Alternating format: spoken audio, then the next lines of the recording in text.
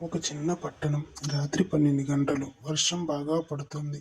రవి అనే అబ్బాయి ఇంట్లో ఒంటరిగా ఉన్నాడు.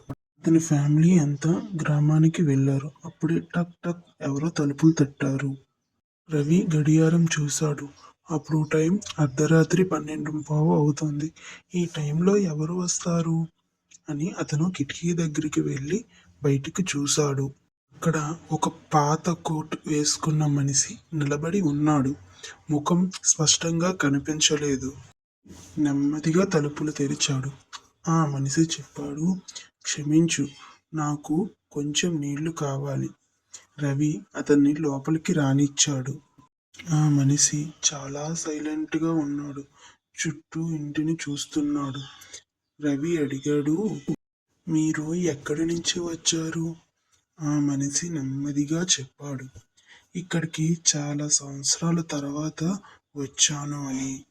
రవి కిచెన్కి వెళ్ళి నీళ్లు తీసుకువచ్చాడు.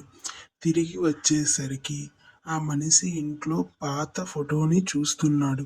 అది రవి తాతయ్య ఫోటో. ఆ మనిషి అడిగాడు, ఇది ఎవరు?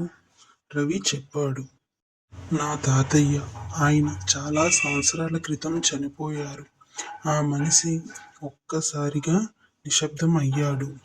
కొద్దిసేపటి తర్వాత ఆ మనిషి చెప్పాడు, నీ తాతయ్యకి ఒక సీక్రెట్ ఉంది. రవి ఆశ్చర్యపోయాడు. ఆ మనిషి చెప్పడం ప్రారంభించాడు.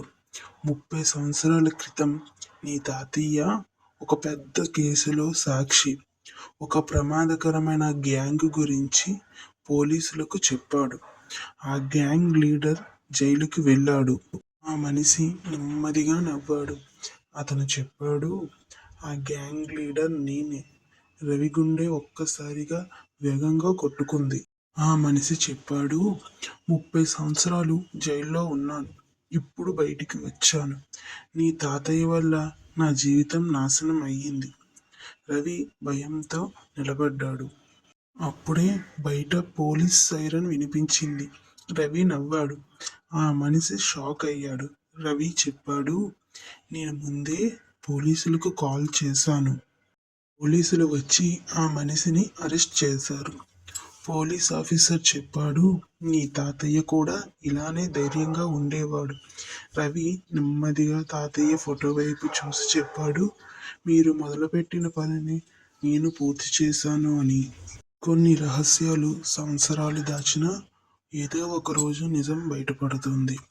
ఈ స్టోరీ కనుక మీకు నచ్చినట్టయితే please like, share, subscribe my channel. మీకు ఎలా అనిపించిందో కామెంట్ కూడా చేయండి.